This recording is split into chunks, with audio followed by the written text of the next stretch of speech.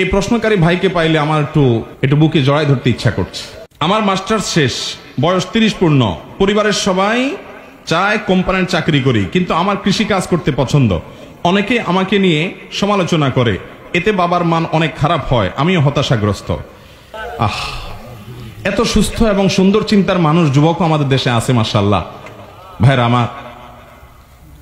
আমাদের মুসলমানদের মধ্যে কেন জানি গোলামি করতে খুব মনে চায়। আমার অফিসে এক ভদ্রলোক আমাদের আসুন্নাহ ফাউন্ডেশনের ত্রাণ কার্যক্রমে অংশগ্রহণ করেছে, ইঞ্জিনিয়ার মানুষ। বললাম ভাই কি করেন? বলে হুজুর বেকার আছি, আমি চাকরির চেষ্টা করছি, চাকরি পাচ্ছি না। তাই বললাম চাকরি কেন করবেন, ব্যবসা শুরু করে দেন। 10 কেজি আম কিনে আমের সিজনে রাস্তার পাশে বসে যান।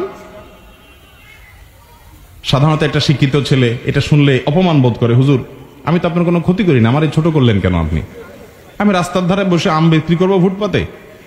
IIUC-তে চট্টগ্রাম আন্তর্জাতিক ইসলামী বিশ্ববিদ্যালয় ওরিয়েন্টেশন প্রোগ্রামে আমাকে দাওয়াত দেওয়া হয়েছে ওরিয়েন্টেশন স্পিকার হিসেবে। আমি সেখানে বলেছি স্টুডেন্টদেরকে যে তোমরা সবাই পড়াশোনা করার পর প্রত্যেকে উদ্যোক্তা হওয়ার চেষ্টা করবে, একটা করে ফার্ম দিবে, ছোট্ট করে বিজনেস শুরু করবে। ব্যবসাতে আল্লাহ তাআলা বরকত দেয়। চাকরি করা হারাম না, চাকরি করা নাজায়েজ না, কিন্তু নবী সাল্লাল্লাহু আলাইহি সাল্লাম তিনি এবং অন্যরা ব্যবসার প্রতি উৎসাহ দিয়েছেন। হ্যাঁ, তিনি অন্যের কাজ করেছেন, আপনি চাকরি করেন, এটা দোষের না, কিন্তু আপনার ভিতরে চেষ্টা থাকবে ব্যবসা করার, কারণ আল্লাহ তাআলা বরকত ব্যবসা দেয়। নবীগণের বেশিরভাগই এই জাতীয় কাজকে উৎসাহিত করেছেন। নবী সাল্লাল্লাহু আলাইহি সাল্লাম বলেছেন আফদালুল কাসবি কাসবুল ইয়াদ, সবচেয়ে উত্তম কামাই হলো হাতের কামাই, নিজের হাতের কামাই। এখন মুশকিল হলো আমাদের সমাজটা এমন হয়ে গেছে, চাকরি করলে তাকে মনে করে অনেক বড় কিছু হয়ে গেছে। আরে ভাই, চাকরি যত বড়ই হোক, ওইটা দিন শেষে চাকর থেকে চাকরি, চাকর থেকে চাকরি শব্দটার একটু খেয়াল করে দেখছেন মিনিংটা কি?